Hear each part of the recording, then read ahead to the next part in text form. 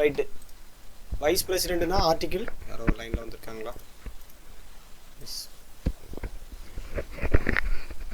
ஓகேவா? நேற்றுக்கு உள்ள ரிவிஷன். வைஸ் பிரசிடெண்ட்னா ஆர்டிக்கிள் 63ன்னு பார்த்தோம் நேற்றுக்கு, ஞாபகம் இருக்கா? நாட்டினுடைய 2வது உயர்ந்த பதவி யாருக்குன்னா இந்த வைஸ் பிரசிடெண்ட்டுக்கு தான். துணை குடியரசுத் தலைவர்.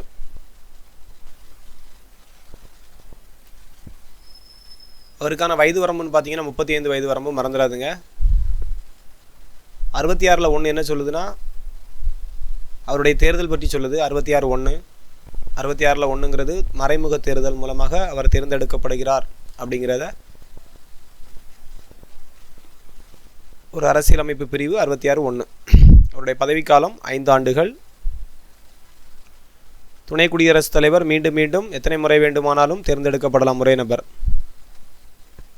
அப்புறம் இந்த ஹிதயத்துல்லா மறந்துடாதுங்க. ஹிதயத்துல்லாங்கிறவர் யாருன்னா உச்சநீதிமன்ற தலைமை நீதிபதி. இவர் ஒரு தடவை குடியரசுத் தலைவராக நியமிக்கப்பட்டார். எதற்காக? குடியரசுத் தலைவர் இறந்து போனார். துணை குடியரசுத் தலைவர் தேர்தலுக்கு தனது பதவியை ராஜினாமா செய்ததுனால பதவி வேக்கன்சி இருந்ததுனால அந்த இடத்துல உச்ச நீதிமன்ற தலைமை நீதிபதி குடியரசுத் தலைவராக ஒரு முறை இருந்தார். ஞாபகம் வச்சுருங்க. இதெல்லாம் நேற்றைக்கு பார்த்தது தான். அதே மாதிரி ஒரு துணை குடியரசுத் தலைவரினுடைய பொறுப்பை எத்தனை மாதம் தான் கவனிக்க முடியும்னா 6 மாதம் வரைக்கும் தான் பணியாற்ற முடியும். அதற்குள்ளால் ரீஎலெக்ஷன் வச்சு ஒரு குடியரசுத் தலைவரை தேர்ந்தெடுக்க வேண்டும். ஓகேவா? அப்போது துணை குடியரசுத் தலைவர் மேக்சிமம் எவ்வளவு காலம் குடியரசுத் தலைவருடைய பதவியை மேற்கொள்ளலாம்னு பார்த்தீங்கன்னா 6 மாத காலம். இது நேற்றைக்கு பார்த்தது. அப்புறம் இந்த காஸ்டிங் ஓட்டுங்கிறது ஆர்டிக்கிள் 100 மறந்துடாதுங்க. முடிவு வாக்குன்னு சொல்லுவாங்க. துணை குடியரசுத் தலைவருக்கு இந்த அதிகாரம் இருக்குது. அவர் தான் மாநிலங்களவையினுடைய தலைவராக இருப்பார். ஒரு 2 பக்கமும் வாக்கெடுப்பு சமமாக இருக்கும் பொழுது ஒரு ஓட்டு தேவைப்படும் பொழுது அந்த ஒரு ஓட்டையும் இவருக்கு வழங்கப்படுகிறது. அவர் எந்த சைடு வேணாலும் வாக்களிக்கலாம் அப்படிங்கிற ஒரு உரிமையை இந்த காஸ்டிங் ஓட்டுங்கிறது கொடுக்குது. ஓகேவா? ரைட். அப்புறம் ஆர்டிக்கிள் 71ங்கிறது எதை பற்றி பார்த்தோம்னா உச்சநீதிமன்றம் மட்டும்தான் இந்த துணை குடியரசுத் தலைவர் தேர்தலில் ஏதாவது பிரச்சனைகளோ குழப்பங்களோ ஏற்பட்டால் அதை விவாதித்து ஒரு முடிவெடுக்கக்கூடிய உரிமை யாருக்கு இருக்குதுன்னு பார்த்தீங்கன்னா உச்ச நீதிமன்றத்திற்கு மட்டும்தான் உள்ளது. அப்படிப்பட்ட அதிகாரத்தை எந்த விதி கொடுக்குதுன்னு பார்த்தீங்கன்னா 71. துணை குடியரசுத் தலைவருடைய பதவி காலம் பற்றி விளக்கும் சரத்து எதுன்னு கேட்டாங்கன்னா 67. வரிசையாக படிக்க சொன்னேன். 5, 6, 7. பதவி வகிக்கும் போதே மரணித்த முதல் துணை குடியரசுத் தலைவர் யாருன்னு பார்த்தீங்கன்னா கிருஷ்ணகாந்த். சொல்லி தந்தேன் நேற்றைக்கு. ரஜினிகாந்த், விஜயகாந்த், அப்புறம் கிருஷ்ணகாந்த் அப்படின்னு சொல்லி தந்தேன். அப்புறம் அவருடைய அதிகாரம் மற்றும் பணிகள் எந்த விதி சொல்லுதுன்னா 64. துணை குடியரசுத் தலைவருடைய அதிகாரம் பணிகள் பற்றி விவாதிக்கக்கூடிய விதின்னு பார்த்தீங்கன்னா ஆர்டிக்கிள்னு பார்த்தீங்கன்னா 64. இவர் மாநிலங்களவையினுடைய பதவி வழி தலைவர். இது முக்கியமான பாயிண்ட் ஆகும். Ex officio chairman of Rajya Sabha. Article 64. ஓகேவா? அப்புறம் வைஸ் பிரசிடெண்ட்டோடைய லிஸ்ட்டு படிக்க சொன்னேன். ஏதாவது ஒரு ஆர்டரில் வரிசையாக படித்து வச்சுக்கிடுங்க. ஆர்டர் பண்ண சொல்லுவாங்க. ஃபஸ்ட்டு சர்வப்பள்ளி ராதாகிருஷ்ணன். சரியா? சர்வப்பள்ளி ராதாகிருஷ்ணன் 52லேருந்து 62 வரைக்கும் 10 ஆண்டுகள் தொடர்ச்சியாக 2 முறை அவர் துணை குடியரசுத் தலைவராக இருந்தார். அப்புறம் யார் வரான்னு பார்த்தீங்கன்னா சாகிர் ஹுசைனுக்கு அப்புறம் விவி கிரி. ஓகேவா? அப்போது SZVV அந்த மாதிரி படித்து வச்சுருங்க. ஓகேவா? ஃபஸ்ட்டு சர்வப்பள்ளி ராதாகிருஷ்ணன், அப்புறம் சாகிர் ஹுசைன், 3வது விவி கிரி. சரியா? ரைட். அப்புறம் கோபால் ஸ்வரூப் பதக். அப்புறம் 5வது தான் ஜாட்டி. சரியா? ஏதாவது ஒரு ஷார்ட்கட்டில் படித்து வச்சுருங்க. 5 அப்படிங்கிறது ஜாட்டி. அப்புறம் 6ங்கிறது ஹிதயத்துல்லா. இதுக்கு ஞாபகம் வச்சுக்கலாம். 6 மனமே அப்படின்னு ஒரு பாட்டு வரும்ல. அப்போது அதுக்கு இதயம் வேணும் அப்படிங்கிறது மனம் அப்படின்னு வச்சுக்கிட்டு நம்பர் 6th பிளேஸில் யார் வரானா இதயம் வருது அப்படின்னு ஞாபகம் வச்சுருங்க. ஹிதயத்துல்லா 6th அப்படின்னு படிச்சுடுங்க. அப்போ இடையில கூட நம்ம போட்டு மேட்ச் பண்ணி பார்க்கும்போது கரெக்டாக வரும். அப்புறம் வெங்கட்ராமன்கிறவர் 7. அப்புறம் சங்கர் தயாள் சர்மா, அப்புறம் KR நாராயணன். இந்த மாதிரி இந்த ஆர்டரை வந்து எப்படியாவது காணாமல் படித்து வச்சுருங்க. ஓகேவா, கொஸ்டின்ஸ் கேட்பாங்க. ரைட். அடுத்தது இன்றைக்கி நம்ம பார்க்கக்கூடிய டாபிக் வந்து பிரதம அமைச்சர், பிரைம் மினிஸ்டருடைய சட்டப்பிரிவில் ஃபஸ்ட்டு நம்ம எது பார்க்க போகிறோம்னா 74(1). இந்த குடியரசுத் தலைவருக்கு உதவியிடவும் அவருக்கு அறிவுரை வழங்கிடவும் பிரதம அமைச்சரை தலைவராக கொண்ட ஒரு நடுவண் அமைச்சரவை குழு இருக்கும் என இந்த ஆர்டிக்கிள் 74(1)ங்கிறது சொல்லுது. இப்போ இவர் வந்து யாருக்கு உதவி பண்ணணுமா?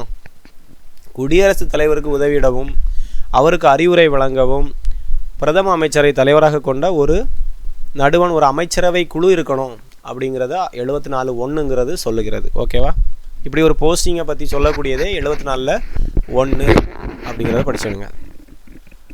அப்புறம் அது ஒரு முக்கியமான பாயிண்ட் 74(1). அப்புறம் இந்தியாவினுடைய பிரதம அமைச்சர் பதவியானது என்ன அரசியலமைப்பு ஜனநாயக முறையிலேருந்து ஏற்றுக்கொள்ளப்பட்டதுன்னு கேட்பாங்க. வெஸ்ட் மினிஸ்டர்ங்கிறது இங்கிலாந்து நாடாளுமன்றத்தில் எந்த மெத்தடை யூஸ் பண்ணுறாங்கன்னா வெஸ்ட் மினிஸ்டருங்கிற ஒரு அரசியலமைப்பு முறையை யூஸ் பண்ணுறாங்க. அதே முறையை தான் இந்தியாவிலையும் ஃபாலோ பண்ணுறாங்க. ஏன்னா இந்தியாவை ஆட்சி பண்ணது கடைசியாக இங்கிலாந்து தானே. ஸோ அவங்களுடையதே அப்படியே ஃபாலோ பண்ணுறாங்க. ஏன்னா அவங்க சொல்லி கொடுத்தது தான் இவங்க இங்கே ஃபாலோ பண்ணாங்க. ஸோ அந்த முறையை தான் இங்கிலாந்துலேயும் ஃபாலோ பண்ணுறாங்க, வெஸ்ட் மினிஸ்டர் அரசியலமைப்பு. ரைட். அப்போ சட்டப்பிரிவு 74(1)ங்கிறது குடியரசுத் தலைவருக்கு உதவி பண்ணவும் அறிவுரை வழங்கிடவும் 74(1). ஓகேவா, ரைட். அப்புறம் வெஸ்ட் மினிஸ்டர் அமைப்பு, இங்கிலாந்து நாடாளுமன்றம் எப்படி செயல்படுதுன்னா வெஸ்ட் மினிஸ்டர் அரண்மனையில் அமைந்துள்ளதால் அவர்களுடைய முறை வந்து வெஸ்ட் மினிஸ்டர் முறைன்னு சொல்லுவாங்க. ரைட். அப்புறம் நம்ம பொதுவாக பார்த்தீங்கன்னா பிரதமர் எவ்வாறு தேர்ந்தெடுக்கப்படுவார்னு பார்த்தீங்கன்னா மக்களவையினுடைய பெரும்பான்மையிலான ஒரு கட்சியினுடைய தலைவர் தான் யார்? பிரதம அமைச்சராக குடியரசுத் தலைவர் நியமிக்கிறார். இப்போ உதாரணத்துக்கு பிஜேபிங்கிற ஒரு பெரும்பான்மை கட்சியினுடைய தலைவராக இந்த நரேந்திர மோடி அவர்கள் இருக்கிறதுனால அவரை பிரதம அமைச்சராக யார் நியமிக்கிறார்னு பார்த்தீங்கன்னா இந்த குடியரசுத் தலைவர் நியமித்தார். ஓகேவா, ரைட். அப்புறம் இந்த பிரதம அமைச்சர் என்ன பண்ணுவார்னா நரேந்திர மோடி அவர்கள் ஒரு ஆலோசனையின்படி குடியரசுத் தலைவர் வந்து மற்ற அமைச்சர்களையெல்லாம் நியமனம் செய்வார். இவர் சொல்வார் இவங்களெல்லாம் இந்த அமைச்சருக்கான தகுதி உடையவர்கள், நான் இவங்களெல்லாம் இந்த அமைச்சராக நியமிக்கிறேன் அப்படின்னு சொல்லி இவர் ஒரு எழுதி கொடுத்தாருன்னா குடியரசுத் தலைவர் அவர்களுக்கு பதவி பிரமாணம் செய்து வைப்பார். ஓகேவா, ரைட். அப்போ பிரதமருக்கு பதவி பிரமாணம் செய்து வைப்பவர் யாருன்னு பார்த்தீங்கன்னா குடியரசுத் தலைவர் தான். ஓகேவா, ரைட். குடியரசுத் தலைவருக்கு பதவி பிரமாணம் செய்து வைப்பவர் யாருன்னு கேட்டால் தான் உச்சநீதிமன்ற தலைமை நீதிபதி அல்லது மூத்த நீதிபதி.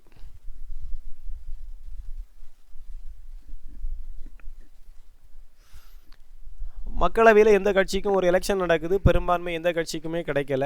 அப்படிங்கிற பட்சத்தில் குடியரசுத் தலைவர் என்ன பண்ணுவார்னா ஏதாவது ஒரு கட்சி அவருக்கு பிடிச்ச எந்த கட்சியை வேணாலும் அமைச்சரவையை அமைக்க முடியுமோ அக்கட்சியின் தலைவரை அவர் அழைத்து அரசு அமைக்க கூறலாம். இப்போ ஒரு எலெக்ஷன் நடந்து முடியுது, யாருக்குமே பெரும்பான்மை கிடைக்கல. அந்த பட்சத்தில் இவருக்கு வந்து யார் பாசிபிளாக தெரியுதோ அவரை வந்து என்ன பண்ணலாம்னா நீங்கள் பிரதமராக இருக்கலாம்னு சொல்லி அழைக்கலாம். அந்த கட்சியின் தலைவரை நீங்கள் ஆட்சி அமைக்கலாம்னு கூப்பிடுவார். ஆனால் 6 மாதங்களுக்குள்ளால் இல்லை அவங்க வந்து பெரும்பான்மையை, அதாவது இப்போ என்ன செய்யலாம், கூட்டணி சேருவாங்க. கூட்டணி கட்சிகள் 2-3 கட்சிகள் ஆதரவு கொடுத்து ஒரு கட்சி என்ன செய்யலாம், ஆதரவு மெஜாரிட்டி காட்டி என்ன செய்யலாம், பெரும்பான்மையை பெற்று அந்த கட்சி வந்து ஆட்சி அமைக்கலாம். அப்போ எந்த கட்சிக்கு பெரும்பான்மை இருக்குன்னு இவருக்கு தெரியாது. அதனால் ஏதாவது ஒரு கட்சியை இவர் வந்து என்ன செய்யலாம்னா ஆட்சி அமைக்க வலியுறுத்துவார். ஆனால் அவங்க வந்து என்ன காணிக்கணும்னா பெரும்பான்மையை காணிக்கணும். பெரும்பான்மைனா எங்கள்கிட்ட இவ்வளோ எம்பிஸ் இருக்கிறாங்க அப்படின்ட்டு இவங்க பெரும்பான்மையை ப்ரூவ் பண்ணாங்கன்னா அந்த கட்சி, அந்த கூட்டணி கட்சியோ என்ன செய்யலாம், ஆட்சி அமைக்கலாம். ரைட். அதே மாதிரி திடீர்னு இப்போ நாடாளுமன்ற உறுப்பினராக இல்லாதவர் கூட அமைச்சராக நியமிக்கப்படலாம். இப்போ திடீர்னு ஸ்டாலினை கூட என்ன பண்ணலாம், பிரதமராக கூட நியமிக்கலாம். சரியா, அவரை கூட்டு ஒரு ஆளுங்கட்சி, ஒரு மெஜாரிட்டி இருக்கக்கூடிய ஒரு கட்சி நீங்கள் வந்து பிரதமராக இருக்கலாம் அப்படின்னு சொல்லி ஒரு ஆதரவு கொடுத்து அவரை பிரதமராக ஆக்கலாம். அந்த நேரத்தில் அவர் என்ன பண்ணணும்னா ஒரு இடத்துலையும் நின்று ஜெயிச்சிருக்க மாட்டார், இல்லைனா ஒரு அவையிலையும் அவர் உறுப்பினராக இருந்திருக்க மாட்டார். 6 மாதங்களுக்குள்ளால் என்ன பண்ணணும்னா நாடாளுமன்றத்திற்கு தேர்ந்தெடுக்கப்படுதல் வேண்டும். சரியா, அவர் எப்படி தேர்ந்தெடுக்கப்பட்டாலும் சரி தான், ஒரு இடத்துல நின்று ஜெயித்தாலும் சரி தான், இல்லைனா இந்த கமலஹாசன் போயிருக்கிறார்ல இந்த மாதிரி எம்எல்ஏக்களுடைய ஓட்டிங்னால ஒரு 6 எம்எல்ஏக்கு ஒரு எம்பி வந்து பாராளுமன்றத்துக்கு மேலவைக்கு அனுப்பலாம். இந்த மாதிரி என்ன செய்யலாம், நிர்மலா சீதாராமன் இவங்கெல்லாம் வந்து எலெக்ஷனில் நின்று ஜெயிச்சு அங்கே போகலை. இந்த மாதிரி ஒரு எம்எல்ஏஸ் எல்லாம் சேர்ந்து ஒரு கேண்டிடேட்டை அங்கே அனுப்பலாம். இந்த மாதிரி ஒரு ஆளை இப்போ ஸ்டாலின் அனுப்பியாச்சுன்னா அந்த கட்சி நினைச்சாச்சுன்னா இவரை வந்து என்ன பண்ணலாம்னா பிரதமராக கூட ஆக்கலாம். ஓகேவா, ரைட். ஆனால் 6 மாதங்களுக்குள்ளால் அவர் எங்கே போகணும், நாடாளுமன்றத்திற்கு தேர்ந்தெடுக்கப்பட வேண்டும். ரைட். அதே மாதிரி அமைச்சர்கள் தனிப்பட்ட முறையிலும் ஒட்டுமொத்தமாகவும் எந்த அவைக்கு பொறுப்புடையவர்கள்னு கேட்டால் மக்களவைக்கு தான் பொறுப்பு உடையவர்கள். இது ஒரு முக்கியமான பாயிண்ட். லோக்சபா எல்லா அமைச்சரும் எந்த அவைக்கு பொறுப்புடையவர்கள்னு கேட்டாங்கன்னா மக்களவைக்கு பொறுப்புடையவர்கள். என்ன இருக்குல்ல, ministers R individually as well as collectively responsible to the Lok Sabha. இது அடிக்கடி கேட்கக்கூடிய ஒரு ஸ்டேட்மெண்ட் கொஸ்டின் ஆகும். அப்போ இது வரைக்கும் பார்த்தது 74(1)ங்கிற ஆர்டிக்கிள் பார்த்தீங்க. அப்புறம் வந்து வெஸ்ட்மினிஸ்டர் நாடாளுமன்ற முறையை பற்றி பின்பற்றியுள்ளதுன்னு பார்த்தீங்க. அப்புறம் பெரும்பான்மை பெற்ற கட்சியின் தலைவரை தான் பிரதமராக குடியரசுத் தலைவர் நியமிக்கிறார்னு பார்த்தோம். பிரதமராக அவருடைய ஆலோசனையின்படி மற்ற சகாக்கள் நியமிக்கப்படுகிறார்கள், அமைச்சர்கள் நியமிக்கப்படுகிறார்கள். ரைட். அப்புறம் இவருக்கு ரகசிய காப்பு பிரமாணமும் பதவி பிரமாணம் செய்து வைப்பவர் வந்து குடியரசுத் தலைவர். நாடாளுமன்ற உறுப்பினராக இல்லாதவர் கூட நீங்களாக கூட இருக்கலாம், யாரை வேணாலும் கூட திடீர்னு அழைச்சி என்ன பண்ணலாம், பிரதமராக இருங்கன்னு சொல்லி உட்கார சொன்னால் உட்கார்ந்துக்கலாம்.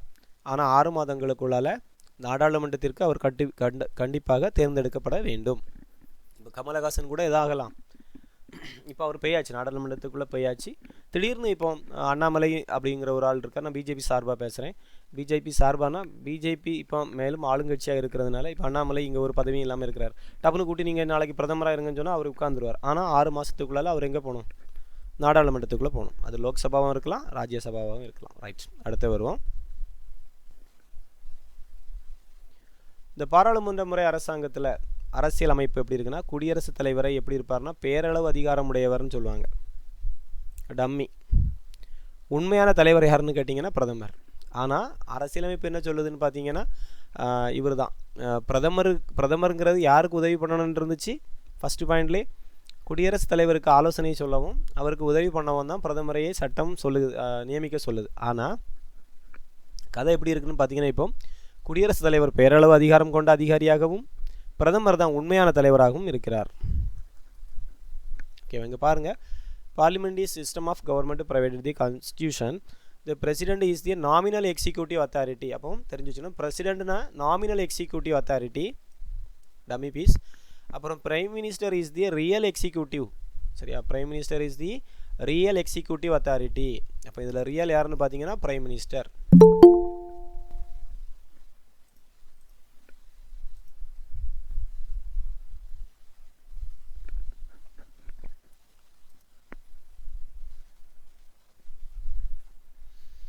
அதே மாதிரி அரசின் தலைவர், அரசாங்கத்தின் தலைவர், இந்த வார்த்தையை வச்சு குழப்பிடுவாங்க. இந்திய அரசின் தலைவர்னு பார்த்தீங்கன்னா குடியரசுத் தலைவர். அரசாங்கம்னா அங்கத்தினர், அங்கம்னா யார், அமைச்சர்கள்லாம் இருப்பாங்க, அங்கம், அரசாங்கம் அப்படி புரிஞ்சுக்கணும். அங்கத்தினர்லாம் சேர்ந்து இருக்கக்கூடியவர் யாருன்னு பார்த்தீங்கன்னா பிரதமர். ஸோ அரசாங்கத்தின் தலைவருங்கிறவர் பிரதமர். இந்திய அரசின் தலைவர்னு பார்த்தீங்கன்னா குடியரசுத் தலைவர். இது ரொம்ப முக்கியமான point. The head of the state னு கேட்டால் president is the head of the state. prime minister is the head of the government. ரெண்டுக்கும் உள்ள வார்த்தைகள் வித்தியாசம் நல்லா படிக்கணும். head of the state னு கேட்டிங்கன்னா president, head of the state. head of the government னு கொடுத்தீங்கன்னா prime minister.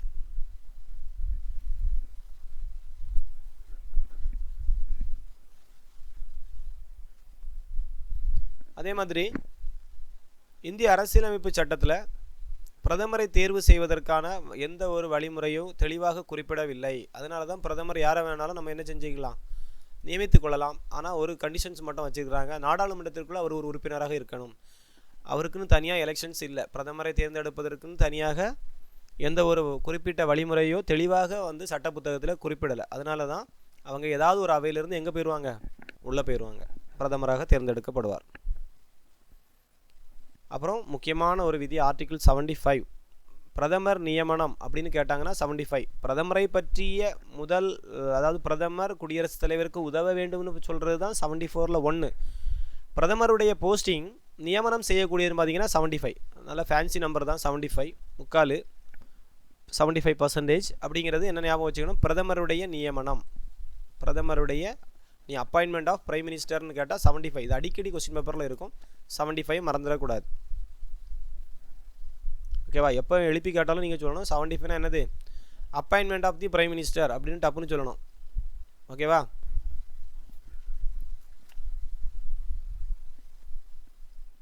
எங்கேயாவது எழுதி வச்சுக்கணுங்க, பிரதமருடைய நியமனம் 75. அப்புறம் மீதியுள்ளலாம் லைட்டாக ரீட் பண்ணிக்கிடுங்க. அப்புறம் இது ஆல்ரெடி சொன்ன பாயிண்ட் தான் இருக்குது. 6 மாத காலத்திற்குள்ளால் ஏதேனும் ஒரு அவையில் உறுப்பினராக தேர்வு செய்யப்பட வேண்டும் அப்படின்னு சொன்னதே உச்சநீதிமன்றம். எப்போன்னு சொல்லிச்சுன்னா அது வரைக்கும் அதுக்கும் ஒரு ரூல் சரியாக இல்லாமல் இருந்திருக்கு. ரைட், புரியுதா? 1997 தான் சொல்லியிருக்கிறாங்க 6 மாத காலத்திற்குள்ளால் ஏதேனும் ஒரு அவையில் உறுப்பினராக தேர்வு செய்யப்பட வேண்டும். அது வரைக்கும் யாரை வேணாலும் பிரதமராக நியமிச்சிட்டு இருக்காங்க. மெஜாரிட்டி இருந்துன்னா ஒரு கட்சி நினச்சின்னா யாரை வேணாலும் பிரதமராக நியமிக்கலாம்னு இருந்திருக்கு. உச்சநீதிமன்றம் தலை போட்டு 1997 6 மாத காலத்திற்குள்ளால் என்ன செய்யணும், பிரதமராக இருக்கலாம்னு சொல்லியிருக்கிறாங்க. இது முக்கியமான ரூல். 1997 உச்சநீதிமன்றம் தலையிட்ட பிறகு தான் 6 மாதம்னு ஒரு கண்டிஷனே கொண்டு வந்திருக்கிறாங்க. அதே மாதிரி இந்திரா காந்தி அப்படி தான் வந்திருக்கிறாங்க. எலெக்ஷன் இல்லாமலே ஒரு தடவை வந்திருக்கிறாங்க. இந்திரா காந்தி மற்றும் தேவகவுடா, மன்மோகன் சிங்கு போன்றவரெல்லாம் மாநிலங்களவை உறுப்பினராக இருந்து பிரதமரானவங்க. மக்களால் தேர்ந்தெடுக்கப்பட்டு பிரதமரானவங்க கிடையாது. இந்திரா காந்தி, தேவகவுடா, மன்மோகன் சிங் போன்றவர்களெல்லாம் எலெக்ஷன் நின்று உள்ள வரல. அதே மாதிரி பிரதமர் எந்த அவையில் கூட உறுப்பினராக இருக்கலாம்னு கொடுத்துருக்காங்க, தெளிவாக கொடுத்துருக்காங்க. ஓகேவா? பிரிட்டன் நாட்டில் மட்டும்தான் பிரதமர் கீழவையில் உறுப்பினராக இருக்க வேண்டும்ங்கிற ரூல் இருக்குது. மற்றபடி இந்தியாவில் அப்படிப்பட்ட ரூல் இல்லை. எந்த அவையிலிருந்து கூட பிரதமராக தேர்ந்தெடுக்கப்படலாம். இவருடைய பதவிக்காலம் பற்றி அரசியலமைப்பில் நிர்ணயிக்கப்படவில்லை. ஆனால் அவங்க ஒரு தார்மீக பொறுப்பாக 5 ஆண்டுகளுக்கு ஒரு முறை என்ன செய்கிறாங்க, எலெக்ஷன் நடத்தி புதுசான ஒரு கவர்மெண்ட்டு தேர்ந்தெடுக்கிறாங்க.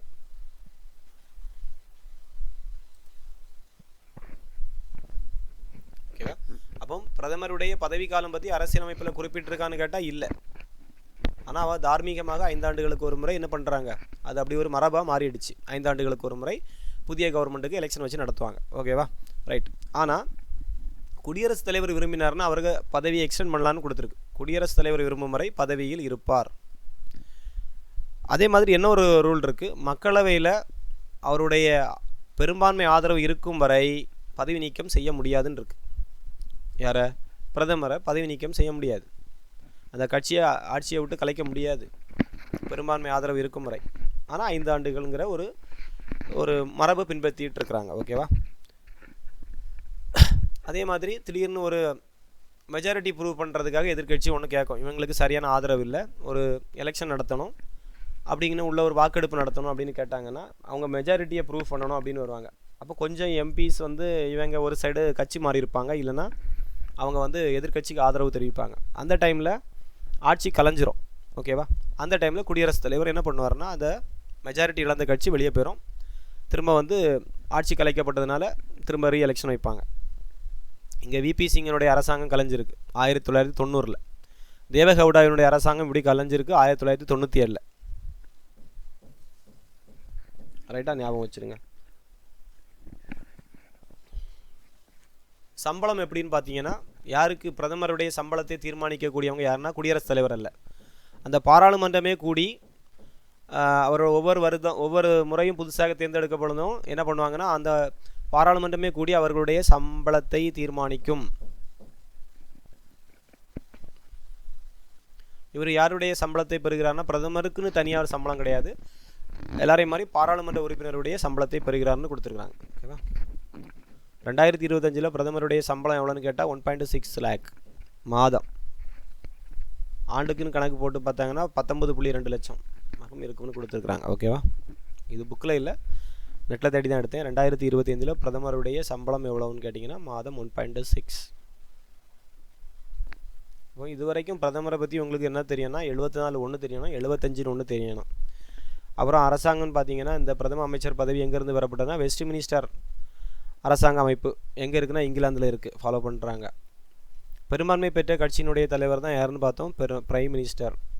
இவருக்கு பதவி பிரமாணம் செய்து வைப்பவர் யாருன்னு பார்த்தீங்கன்னா குடியரசுத் தலைவர். இந்த பிரதம மந்திரியானவர் தமது அமைச்சரவை உறுப்பினர்களை இவர் தேர்ந்தெடுத்து குடியரசுத் தலைவருக்கு சிபாரிசு அனுப்புவார். அவர் அதன்படி அந்த அமைச்சர்களுக்கு அந்தந்த இலாக்காக்களை ஒதுக்குவார். நாடாளுமன்ற உறுப்பினராக இல்லாதவர் கூட பிரதமராக நியமிக்கப்படலாம். ஆனால் 6 மாதத்திற்குள் என்ன பண்ணணும், அவருடைய ஏதாவது ஒரு அவையில் அவர் உறுப்பினராக தேர்ந்தெடுக்கப்பட வேண்டும். இந்த வருஷம் சொல்கிறாங்கன்னா 1997 தானே பார்த்தோம். ஆமாம் 97 உச்சநீதிமன்றம் சொல்லிச்சு. அது வரைக்கும் எந்த அவையிலையும் உறுப்பினராக கூட இருக்க வேண்டிய அவசியம் இல்லாமல் இருந்துச்சு. அப்புறம் பிரதமர் நியமனம் பற்றி சொல்லக்கூடிய சரத்து 75. ஓகேவா? இப்போ ஓரளவு அது பிறகு இது முக்கியமான பாயிண்ட் என்ன இருக்குது, அரசின் தலைவர் யார், அரசாங்கத்தின் தலைவர் யார், இது ஸ்டேட்மெண்ட்டாக கூட கேட்பாங்க. ஓகேவா? அப்புறம் பேரளவு அதிகாரம் கொண்டவர் யார், உண்மையான அதிகாரம் கொண்டவர் யார், இது எவ்வளோ பார்த்தோம். ஓகேவா? ரைட். அப்புறம் நம்ம இன்றைக்கி அப்புறம் அவருடைய அதிகாரங்கள் மற்றும் பணிகள். யாருடைய அதிகாரங்கள் பணிகள்? பிரதமருடைய அதிகாரங்கள் பணிகள். ஒன்று அமைச்சரவை தொடர்பானவை, குடியரசுத் தலைவர் தொடர்பானவை, பாராளுமன்றம் தொடர்பானவை, இதர அதிகாரம் மற்றும் பணிகள். இதெல்லாம் 4ஆக பிரிக்கிறாங்க. Powers and functions of prime minister.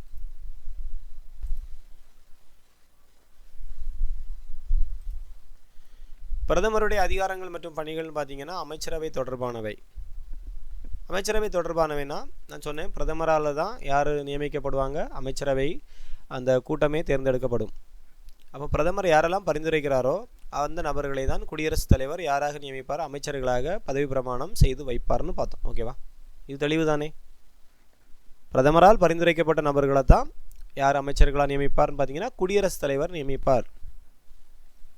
அதே மாதிரி திடீர்னு ஒரு அமைச்சருடைய துறையை மாற்றி அமைக்க வேண்டும் அப்படின்னு முடிவு பண்ணுறாங்கன்னா பிரதமர் தான் அவருக்கு ரிக்வெஸ்ட் பண்ணணும். யாருக்கு? குடியரசுத் தலைவருக்கு ரிக்வெஸ்ட் பண்ணணும். அதுக்கு பிறகு தான் அவருடைய அதிகாரம் மாற்றி அமைக்கப்படுகிறது. திடீர்னு ஒரு பிரச்சனை ஏற்படுதுன்னா ஒரு அமைச்சர் நீ பதவி விட்டு விலகுன்னு சொல்லணும்னாலும் குடியரசுத் தலைவர் சொன்னாதான், இந்த பிரதமர் சொன்னாதான் குடியரசுத் தலைவர் அவரை பதவி விட்டு நீக்குவார். அதே மாதிரி அமைச்சரவை கூட்டங்களுக்கு தலைமை வகிப்பவர் யாருன்னு ஒரு கொஸ்டின் கேட்டாங்கன்னா குடியரசுத் தலைவரோ அல்லது உச்சநீதிமன்ற நீதிபதியோ அல்லது சபாநாயகரோ கிடையாது. அமைச்சரவை கூட்டங்களுக்கு தலைமை வகிப்பவர்னு கேட்டால் பிரதமர் தான். அமைச்சரவை கூட்டங்களுக்கு தலைமை வகிப்பவர். The meeting of councils of ministers and influence decision போட்டுருக்கலாம். யாருடைய டெசிஷன் தான்? பிரதமருடைய முடிவு தான். ஓகேவா? அதனுடைய முடிவுகள் ஆதிக்கம் செலுத்தக்கூடிய நபராகவும் யார் தான் இருப்பார்னு பார்த்தீங்கன்னா பிரதமர் தான். பிரதமர் என்ன சொல்கிறாரோ அந்த அமைச்சரவை கூட்டம் அதற்கு கட்டுப்பட்டாக வேண்டும். ஓகேவே.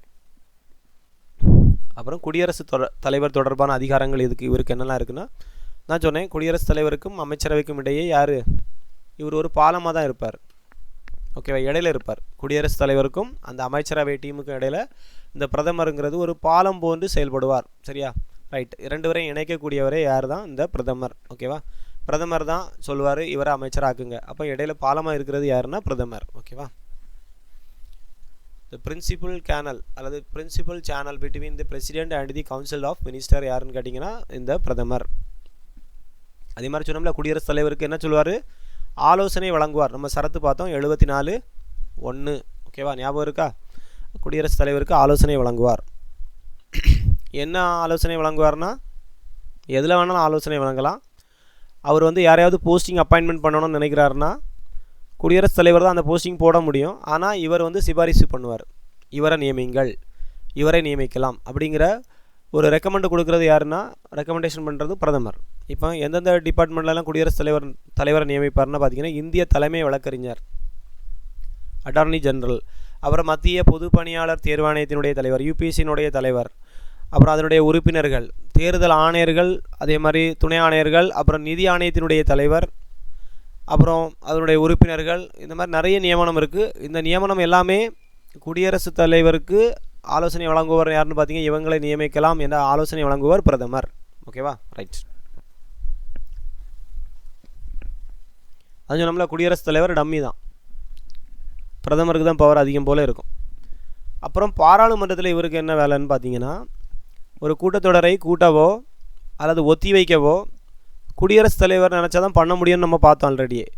அவருக்கு ஹிண்டு கொடுக்குறது, அறிவுறுத்தல் கொடுக்குறது யாருன்னு பார்த்தீங்கன்னா பிரதமர் தான் சொல்லுவார். இந்த கூட்டத்தொடரை முடிச்சு விட்ருங்க, இல்லை இந்த கூட்டத்தொடரை இன்னொரு நாளைக்கு ஒத்தி வைங்க அப்படிங்கிற குடியரசுத் தலைவர் இதில் தலைப்போட வேண்டிய விஷயம் வரும்பொழுது குடியரசுத் தலைவருக்கு ஆலோசனை சொல்கிறது யாருன்னு பார்த்தீங்கன்னா இந்த பிரதமர் தான் குடியரசுத் தலைவருக்கு சொல்வார். அதே மாதிரி மக்களவையை கலைச்சிடுங்க, எங்களுக்கு மெஜாரிட்டி இல்லை, நாங்கள் மக்களவை கலைச்சிட்டு வெளியே போகிறோம் அப்படிங்கிற ஒரு ஹிண்டும் கொடுக்குறது யாருன்னு பார்த்தீங்கன்னா பிரதமர் தான் போய் சொல்லணும் குடியரசுத் தலைவர்கிட்ட. அதே மாதிரி எங்களுடைய அரசினுடைய கொள்கைகள், இதெல்லாம் எங்களுடைய கொள்கைகள், நாங்கள் மக்களுக்கு இதெல்லாம் பண்ண போகிறோம், சம வேலைக்கு சம ஊதியம் கொடுக்க போகிறோம், இல்லைன்னா ஆண்களுக்கு இவ்வளோ இடஒதுக்கீடு கொடுக்க போகிறோம் டிஎன்பிஎஸ்சியில் அப்படின்னு ஏதாவது ஒன்று சொன்னார்னா அது மாதிரிப்பட்ட கொள்கைகளெல்லாம் யார்கிட்ட போய் விவாதிப்பாருன்னு பார்த்தீங்கன்னா இந்த குடியரசுத் தலைவர்கிட்ட போய் சொல்லணும், எக்ஸ்பிளைன் பண்ணணும். அவர் ஏதாவது கொஸ்டின் கேட்டால் இவர் ஆன்சர் பண்ணணும். ரைட், இதெல்லாம் பாராளுமன்றம் தொடர்பானவை. பாராளுமன்றத்திலையும் இவர் அந்த அரசினுடைய கொள்கைகளை வாசிப்பார் நின்று.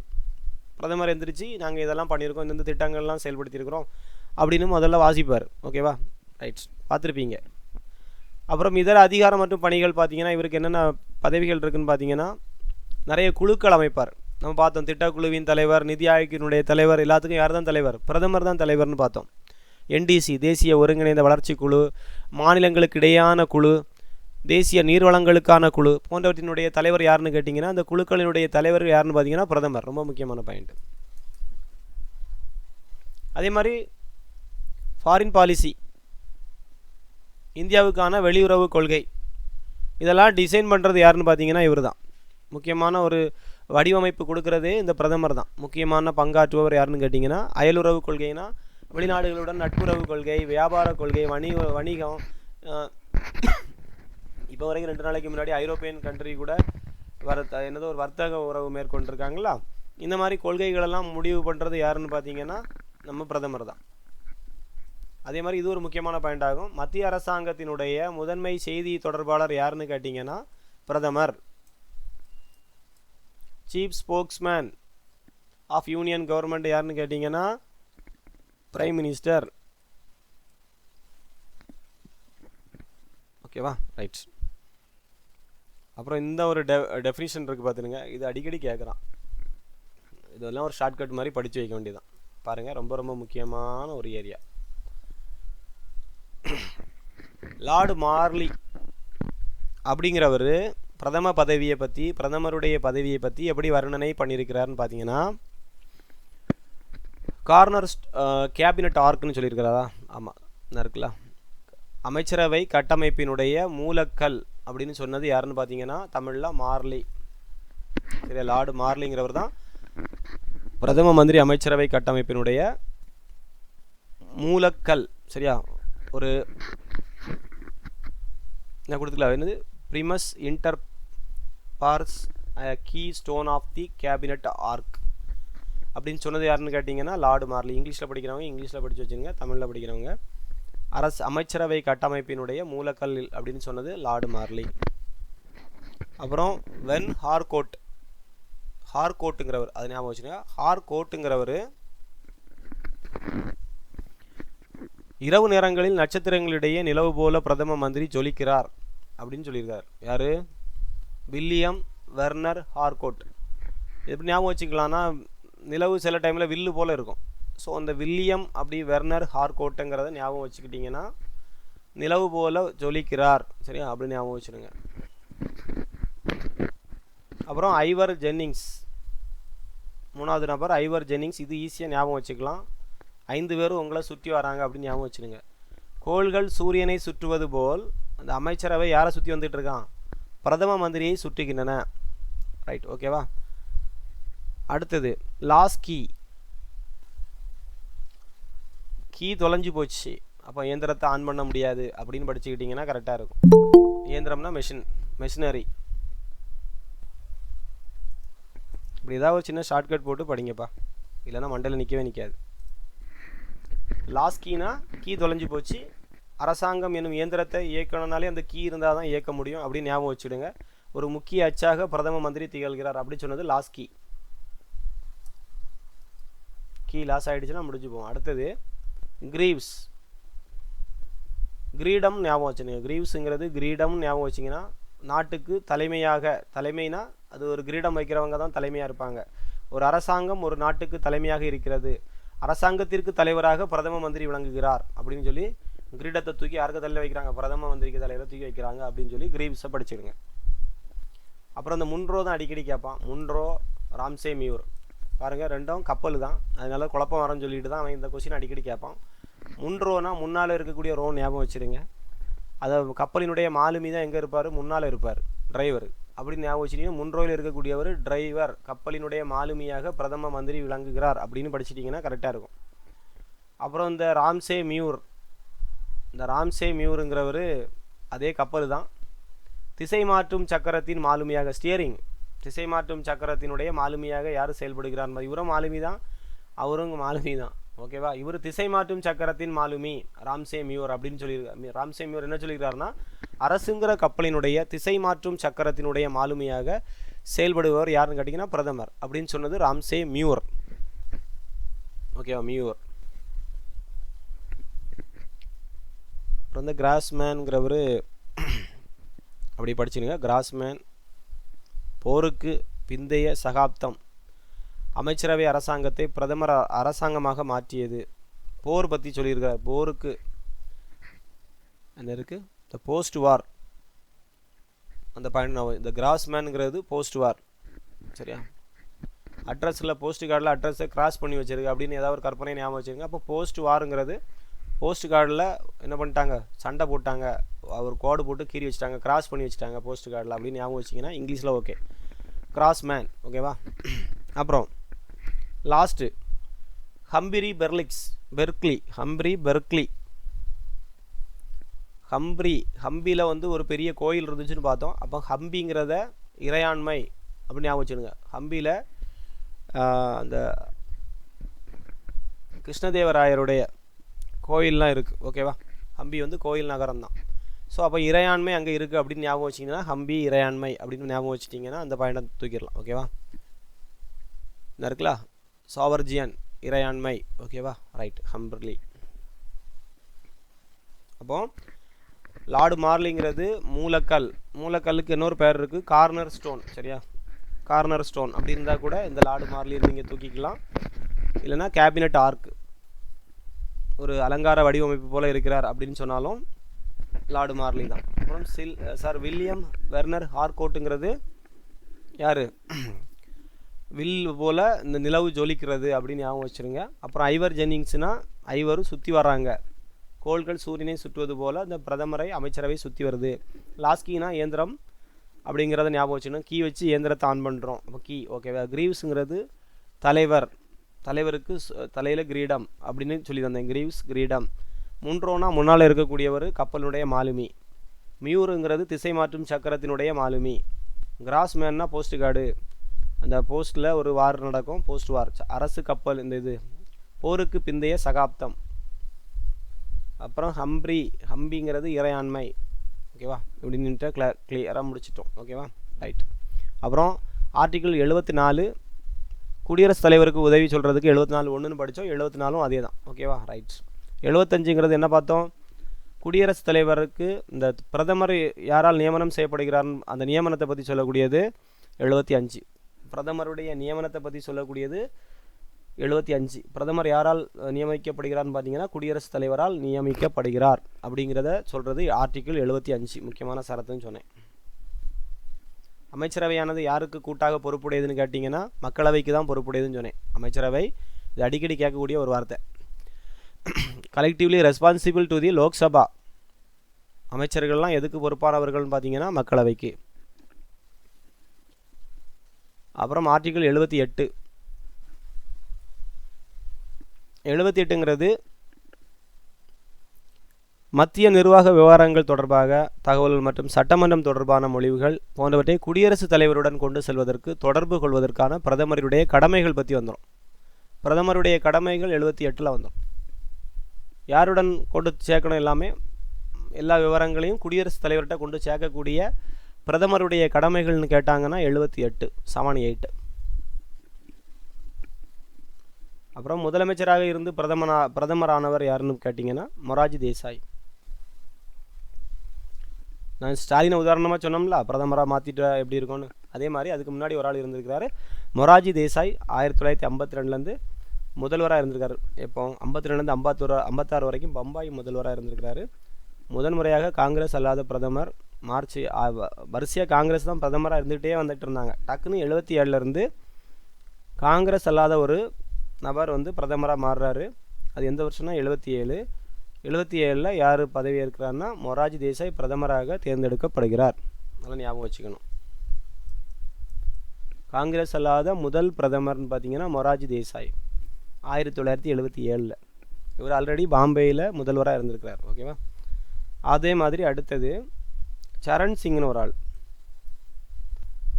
இவர் ஆல்ரெடி பிரிக்கப்படாத யூபியினுடைய யூபி பிரித்து சின்னதாக மாற்றினாங்க கடைசியாக. அது பிரிக்கப்படாத டைம்லேயே அங்கே முதல்வராக இருந்திருக்கிறார். 67, 68 சரண் சிங்கிறவர் எதாக இருந்திருக்காரு, முதல்வராக இருந்திருக்கிறாரு. அப்புறம் சரண் சிங்கை தூக்கி பிரதமராக்கியிருக்காங்க. ஓகேவா, ரைட். அப்போ மொராஜி தேசாவும் சரண் சிங்கும் தான் முதலமைச்சராக இருந்து சிஎம்மாக இருந்து எதாவது மாறியிருக்காங்க, பிரதமராக மாறியிருக்காங்க. ரைட். இப்போ உங்களுக்கு சரத்துக்கள் சம்மந்தமாக தெரியும். 74 தெரியும், 74 1 தெரியும், 75 தெரியும், அப்புறம் 78 தெரியும். ஓகேவா, ரைட். இப்போ பிரதமர் ஈஸியாக முடிச்சிட்டோம். இனிமேல் அவங்களோட லிஸ்ட்டு படிக்கணும் வரிசையாக இருக்குல்ல. ஃபஸ்ட்டு ஜவஹர்லால் நேரு, அப்புறம் குல்சாரிலால் நந்தா. இவர் ஆக்டிங் பிரைம் மினிஸ்டர். சரியா, அவர் இறந்து போனனால அந்த டைமில் குல்சாரிலால் நந்தா கொஞ்ச நாள் தான் இருக்கு பாருங்கள். மே 27லேருந்து ஜூன் 9 வரைக்கும் இருந்திருக்கிறார். மொத்தமே 13 நாட்கள் பிரதமராக இருந்தவர்னு கேட்பாங்க. குல்சாரிலால் நந்தா. ஓகேவா, நந்தாங்கிறவர் 13 நாள் தான் ஆக்டிங் பிரதமராக இருந்திருக்கிறார். அப்புறம் லால் பகதூர் சாஸ்திரி, அப்புறம் திரும்பியும் குல்சாரிலால் நந்தா. திரும்பியும் அவர் இறந்து போனார். உடனே தூக்கி வச்சாச்சு. திரும்பியும் ஒரு 13 நாள். அப்புறம் இந்திரா காந்தியை தூக்கி இருக்கிறாங்க. அமரகி இந்திரா காந்தி எப்போ வரைக்கும் இருக்காங்கன்னா 66லேருந்து 77 வரைக்கும் இருக்கிறாங்க. அவங்க டைமில் தான் எமர்ஜென்சி பீரியட்னு சொல்லுவாங்க, 75. ஓகேவா, ரைட். 11 வருஷம் 59 நாள் யார் தான் பிரதமராக இருந்திருக்காங்க, இந்திரா காந்தி தான் இருந்திருக்கிறாங்க. இந்திரா காந்திக்கு அடுத்து திரும்ப மொராஜி தேசாய், நான் சரண் சிங்னு ஒரு ஆள் பார்த்தோம்ல, இப்போ சிஎம்மாக இருந்து பிரைம் மினிஸ்டரானவர் சரண் சிங்னா இருக்கார் 7வது. திரும்ப இந்திரா காந்தி திரும்பியும் வந்துட்டாங்க. அப்புறம் ராஜீவ் காந்தி, அப்புறம் விபி சிங், சந்திரசேகர், அப்புறம் பிவி நரசிம்மராவ், அப்புறம் அடல் பிகாரி வாஜ்பாய். வரும் 16 நாள் ஆட்சியை கலைச்சி விட்டானுங்க. அப்புறம் ஹெச்டி தேவகவுடா, அப்புறக்கு குஜ்ரால் வருவார். குஜ்ராலுக்கு அப்புறம் திரும்பி வாஜ்பாய், அப்புறம் மன்மோகன் சிங் 2 தடவை கண்டினியூஸாக இருப்பார். 10 வருஷம் 4 நாள் இருந்திருக்கிறாரு. அப்புறம் நரேந்திர மோடி இப்போ கண்டினியூஸாக 3வது முறையாக ஆட்சியில் இருந்துகிட்டு இருக்கிறார். ஓகேவா. ஸோ இந்த ஆர்டரை முடிஞ்ச அளவுக்கு படிச்சுக்கிடுங்க. இதுக்கெல்லாம் ஒரு 2 நாள் 3 நாள் நீங்கள் எஃபோர்ட் போட்டே ஆகணும். இன்றைக்கி படித்தா இன்றைக்கி ஞாபகம் இருக்கிறது அடுத்த நாள். இதுக்கு ஏதாவது நீங்கள் ஷார்ட்கட்னு போடுங்க, நெட்டில் யாராவது சொல்லி தருவாங்க. யூபிஎஸ்சிலேருந்தே நமக்கு டிஎன்பிஎஸ்சி வரைக்கும் எல்லா ஸ்டேட் எக்ஸாமுக்கும் இது இருக்கும் பிரைம் மினிஸ்டரை பற்றி. ஸோ எவனாவது அழகான ஷார்ட்கட் போட்டு வச்சுருப்பாங்க. முடிஞ்ச அளவு அந்த ஷார்ட்கட்டையும் இதை லிங்க் பண்ணி படிங்க, ஓரளவு செட் ஆகும். ஓகேவா.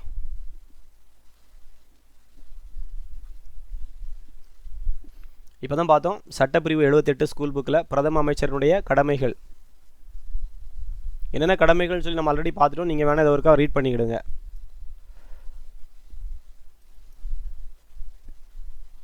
நற்கலா பிரதம அமைச்சர் தான் நாட்டினுடைய உண்மையான தலைவர். இதெல்லாம் ஸ்டேட்மெண்ட்டு கேட்கக்கூடிய சென்டென்ஸ். எவ்வளோ பாயிண்ட்டுமே ஸ்டேட்மெண்ட்டு கேட்கலாம்.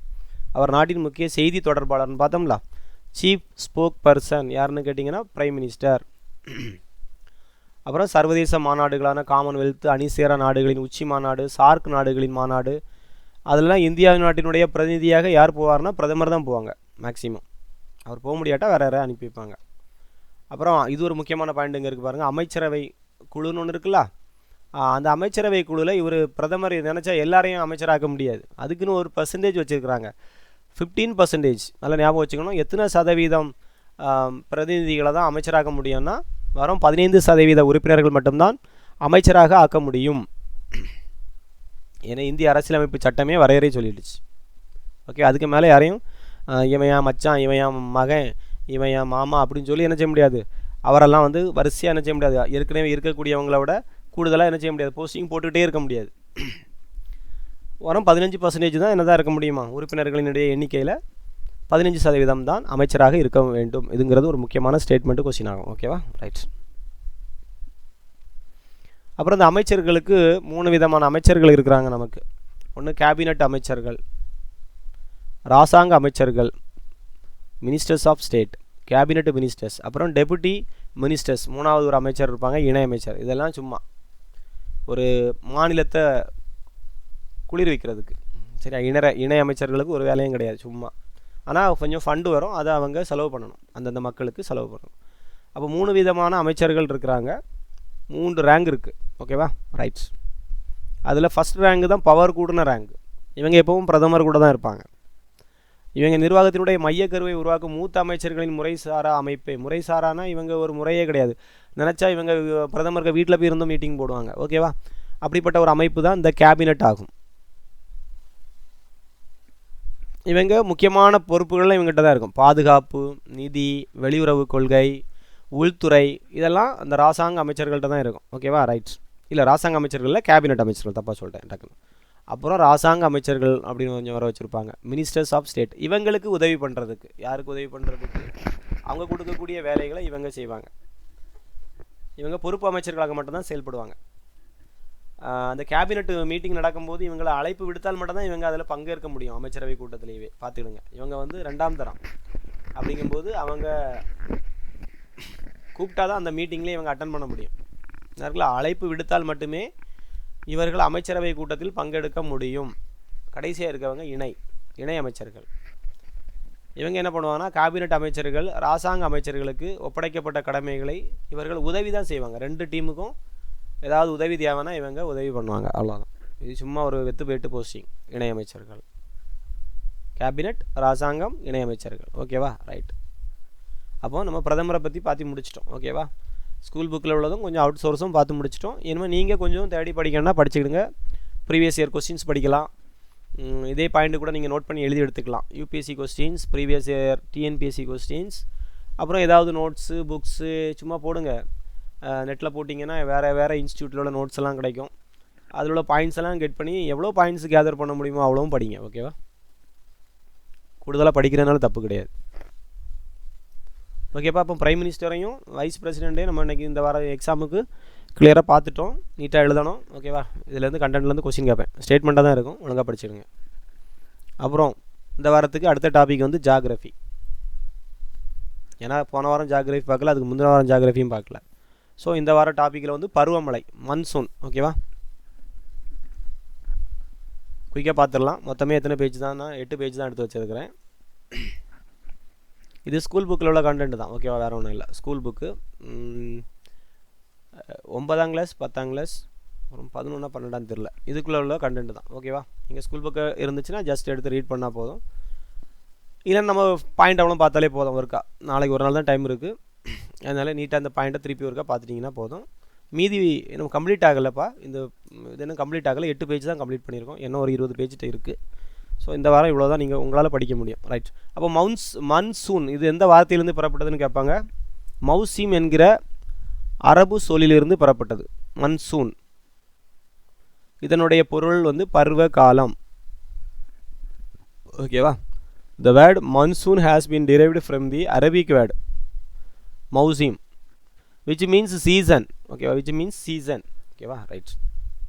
அப்புறம் முக்கியமான பாயிண்ட்டுக்கு வந்துடும். ஃபஸ்ட்டு அரபு மாலுமிகளால் தான் இதை சொல்லுது. ஏன்னா அரபு மொழியில் இருக்கிறனால அரபு மாலுமிகளால் தான் இந்த பேர் சொல்லப்பட்டது. இந்த காற்றானது கோடை காலத்தில் தென்மேற்கு திசையிலிருந்து எங்கே பார்த்து போகணும்னு பாருங்கள். கோடை காலத்தில் தென்மேற்கு சவுத் எங்கே போட்டிருக்காங்க, it blows from south north east. தென்மேற்கு திசையிலிருந்து வடகிழக்கு திசை நோக்கியும். அதில் இங்கிலீஷில் டிரான்ஸ்லேஷனில் தப்பு இருக்கு போல தெரியுது. Okay, south east to north ஈஸ்ட்னு வரும். Okay, right. South east to north ஈஸ்ட்னு வரும், அப்படிதானே? தென்மேற்கு திசையிலிருந்து வடகிழக்கு நோக்கியும். குளிர்காலத்தில் எங்கேருந்து எங்கே டிரான்ஸ்ஃபர் ஆகுன்னு பாருங்கள். இந்த காற்று, பருவ காற்றுகள் குளிர்காலத்தில் வடகிழக்கு திசையிலிருந்து தென்மேற்கு நோக்கியும் வரும். நல்லா ஞாபகம் வச்சுக்கணும் அந்த 2 பாயிண்ட்டும். தமிழ்லேயே நீட்டாக நோட் பண்ணிவிடுங்க. அது இங்கிலீஷில் தப்பு இருக்குது. 2 கரெக்ட் பண்ணிக்கிட்டேன். அவசரமாக எடுத்த நோட்ஸ் கொஞ்சம் அப்படி தான் இருக்கும். இன்னொருக்கா கரெக்ஷன் பார்த்துக்கிடுங்க. தென்மேற்கு திசை சவுத் வெஸ்ட், ஓகேவா? சவுத் வெஸ்ட் அப்படி தானே வரும். மேற்குனா வெஸ்ட்,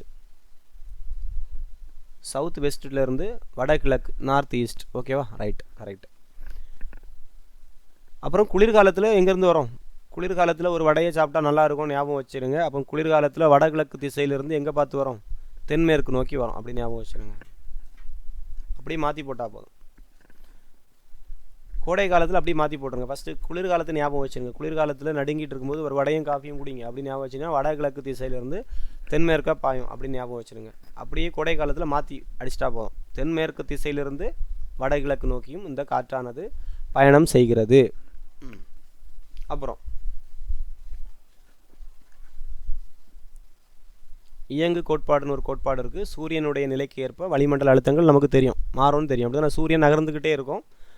இந்த கான்செப்ட் எப்படின்னா, ஒரு இடத்துல சூரியனுடைய கதிர்கள் செங்குத்தாக விழும் பொழுது அங்கே என்ன நடக்கும்?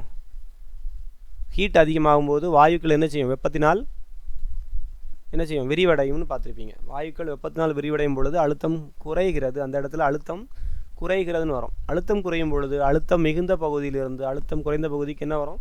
காற்று இடம்பெயரும். இதனால தான் பருவக்காற்றுகள் ஒரு இடத்துலேருந்து இன்னொரு இடத்துக்கு என்ன செய்யும்? இடம்பெயரும். புரியுதா? ஸோ இந்த சூரியனை வச்சு தான் இந்த கான்செப்டே போயிட்டுருக்கு. ஸோ எந்த இடத்துல சூரியன் இருந்து உச்சத்தில் இருக்கிறாரோ அந்த இடத்துல ஒரு காற்றழுத்த தாழ்வு நிலை ஏற்படும்.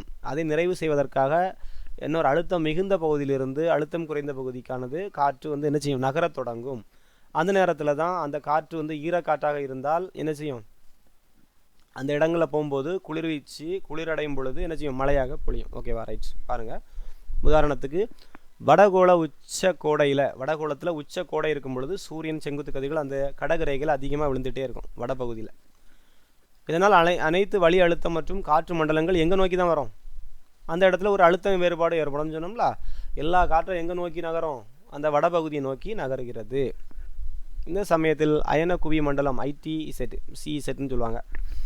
இது வடக்கு நோக்கி நகர்வதால் இந்தியாவினுடைய பெரும்பகுதி எனது எதுக்கு ஆட்படும்னு பார்த்தீங்கன்னா தென்கிழக்கு வியாபார காற்றின் ஆதிக்கத்திற்கு.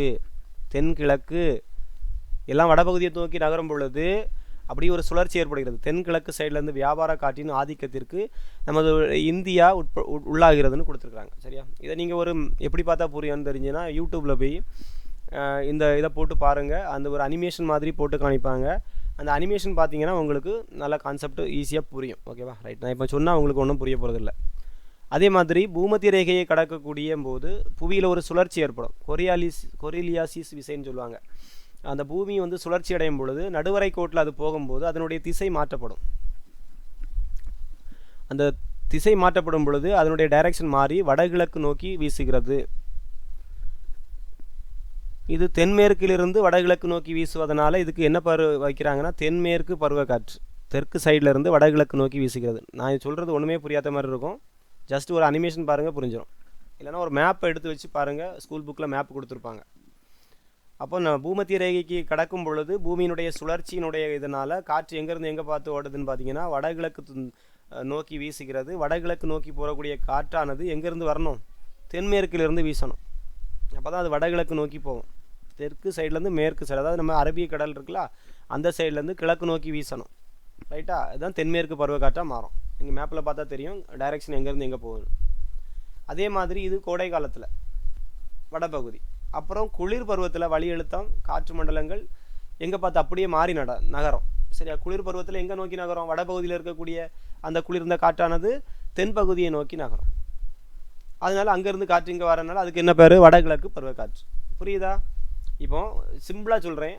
வடபகுதியில் உங்களுக்கு வெப்பம் அதிகமாக இருக்கும் பொழுது அங்கே வந்து காற்றழுத்த தாழ்வு நிலை ஏற்படுகிறது. அதனால் தென்பகுதியிலேருந்து காற்று எங்கே பார்த்து போகுது? அங்கே பார்த்து போகும், வடக்கு பகுதியை பார்த்து போகும். அதுக்கு என்ன காற்றுன்னு பேர் வச்சுருக்கிறாங்கன்னா தென்மேற்கு பருவக்காற்றுன்னு பேர் வச்சுட்டாங்க. அதே மாற்றி எடுத்திங்கன்னா அங்கே குளிர்காலம், நம்ம தென்பகுதியில் வெயில் காலமாக இருக்கும் பொழுது அங்கேருந்து காற்று எங்கே பார்த்து வரோம்னா இங்கே வரும், வடகிழக்கு பருவக்காற்றுன்னு அதுக்கு பேர். ஓகேவா? ரைட். இவ்வாறு காலங்களுக்கு ஏற்றவாறு தங்களது திசைகளை மாற்றிக்கொண்டு வீசக்கூடிய இந்த கோள் காற்றுகளை பருவக்காற்றுகள், மன்சூன் சொல்கிறோம். ஓகேவா? பருவக்காற்றுகளை நான் அழைக்கிறோம். இந்த மாதிரி டைரெக்ஷன் மாறி மாறி ஓடக்கூடிய காற்று பருவக்காற்று. அந்தந்த பருவங்களுக்கு தான் அந்தந்த பகுதிக்கு வீசும். ஒரு குறிப்பிட்ட காலத்தில் தான் அந்த காற்று அங்கே வரும். அப்புறம் அடகாமா பாலைவனம், பூமியிலேயே வறண்ட பகுதி. இது நோட் பண்ணி வைக்க வேண்டிய ஒரு பாயிண்ட். என்ன பாலைவனம்? அடகாமா பாலைவனம். பூமியிலேயே வறண்ட பகுதி எதுன்னு கேட்டாங்கன்னா அடகாமா பாலைவனம்.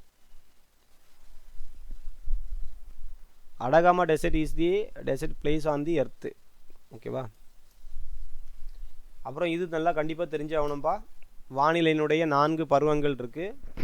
குளிர்காலம்னா எந்த மாதத்துலேருந்து எந்த மாதம் வரைக்கும் இருக்கிறது குளிர்காலம். கோடை காலம்னா எந்த மாதத்துலேருந்து எந்த மாதம் வரைக்கும் இருக்கும்.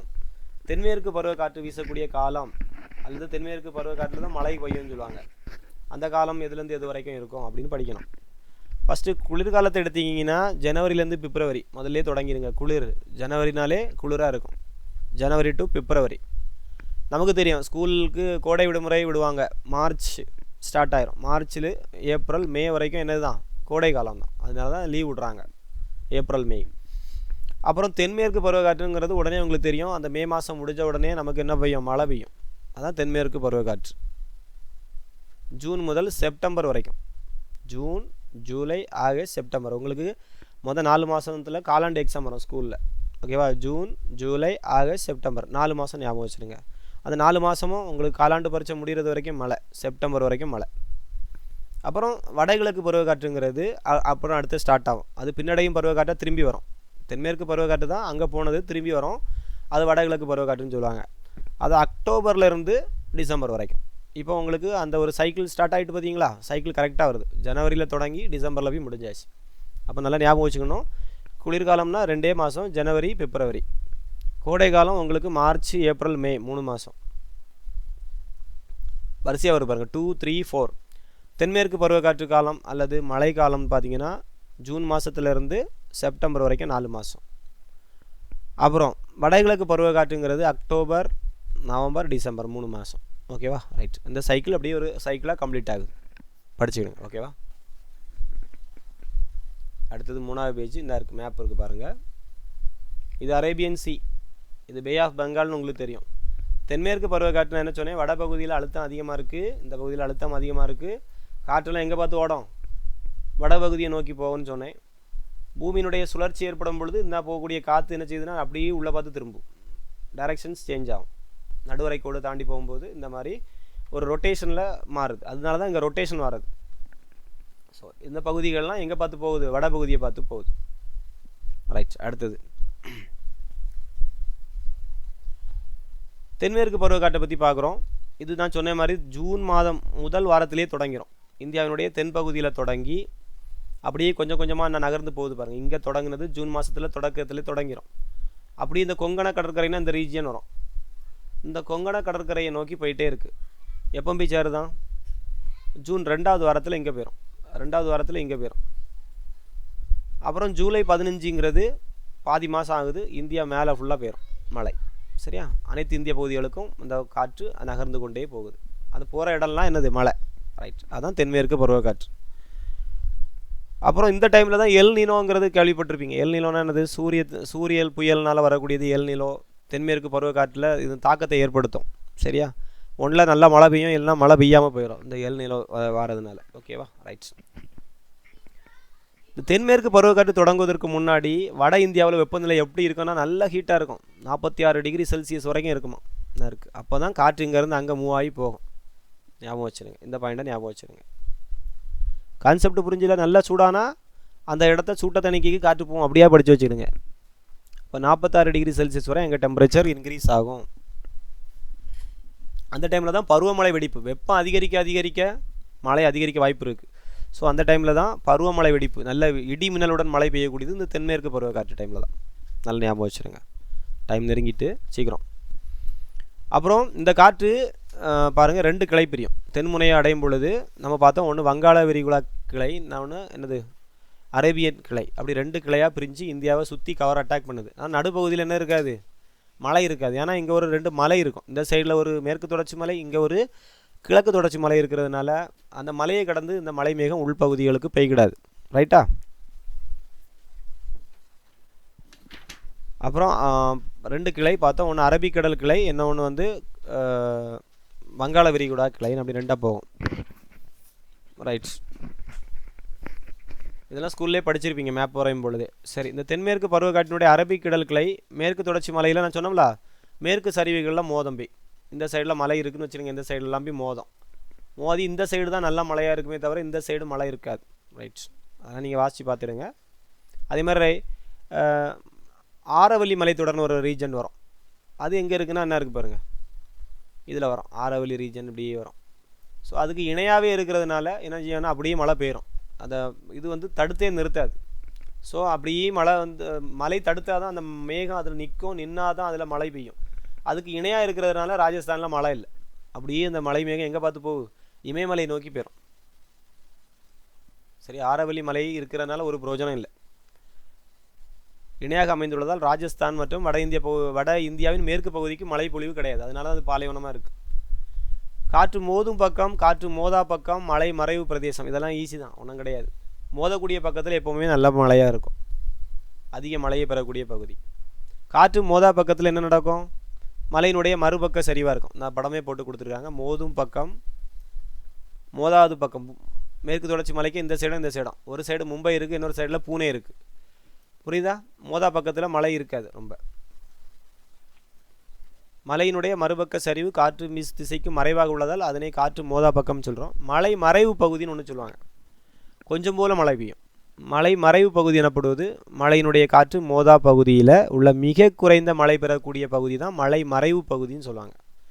மழை ஒளிச்சிருக்கும் பொழுது கொஞ்சம் போல் அங்கே கொஞ்சம் மழை லீக் ஆகிடுச்சு அப்படின்னு ஞாபகம் வச்சுருங்க. அதான் மலை மறைவு பகுதி, ரெயின் ஷேடோ ரீஜன் சொல்லுவாங்க. கொஞ்சம் போல் அங்கே மழை பெய்யும்.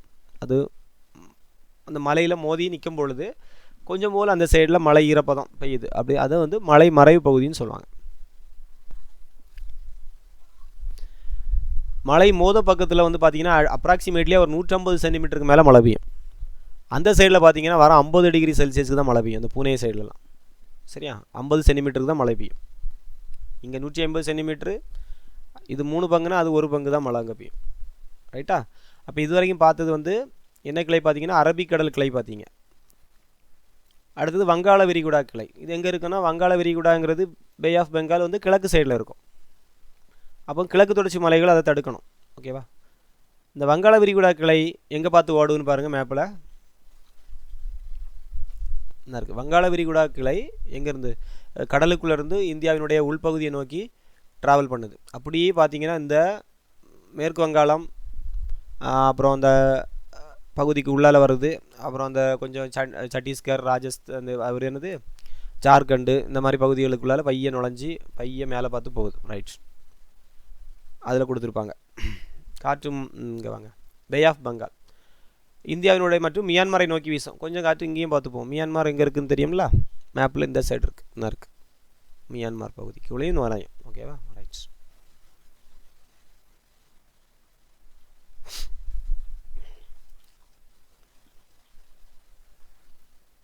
இது எந்த பகுதிக்குள் நுழையினா காசி, காரோ, ஜெயந்தியா குன்றுகளால் தடுத்து நிறுத்தப்பட்டு மேகாலாவில் உள்ள மவுசின்ராம், இதுதான் இந்தியாவில் உலகத்திலேயே அதிகமாக மழை பெய்யக்கூடிய பகுதி தானே இல்லையா?